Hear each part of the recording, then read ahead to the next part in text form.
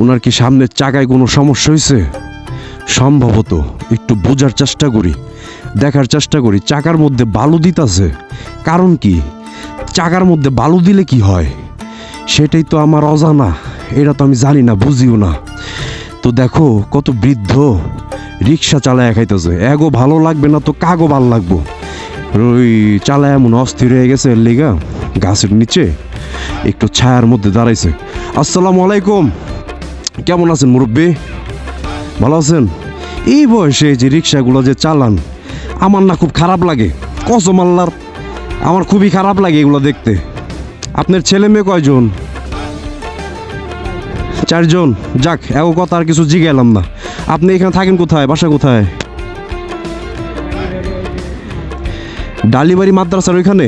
ও, আপনাদের দেশের বাড়ি কোথায়? গাইবান্ধা। আচ্ছা আচ্ছা। আমি আপনাকে কোথা থেকে ফলো করছি জানেন? প্যাসেঞ্জার ছিল তো, এই কারণে আমি আপনাকে ডিস্টার্ব করি নাই। সেই নর্থ সাউথের ওই জায়গার থেকে ফলো করছি আমি আপনারে। তো আমার যতটুকু সামর্থ্য ততটুকুর উপর আমি আপনাকে একটু সাহায্য করতে চাই, ঠিক আছে? ঠিক আছে, আমি ওই নর্থ সাউথের থেকে এই পর্যন্ত আসছি পিছে পিছে আপনার মুখের এই হাসিটা দেখার জন্য। ঠিক আছে, ভালো থাকবেন। জি, আসসালামু আলাইকুম। জি জি, হ্যাঁ হ্যাঁ।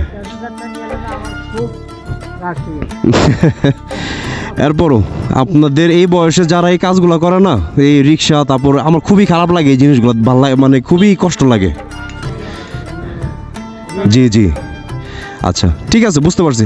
আসসালামু আলাইকুম। জি, এই টাইপের কাজগুলো করলে না ভিতরে খুব ভালো লাগে, মানে শান্তি লাগে, একটা প্রশান্তি কাজ করে ভিতরে। তো যাই হোক, আমার এই ভিডিও, এই টাইপের ভিডিও বানানোর মেন উদ্দেশ্য ওইটাই, তোমরাও করার চেষ্টা করবা, ঠিক আছে? সামনে আগামীকাল আরেকটা ভিডিও আসবে ইনশাল্লাহ। তো এই টাইপের ভিডিও আমি সবসময় বানানোর চেষ্টা করব।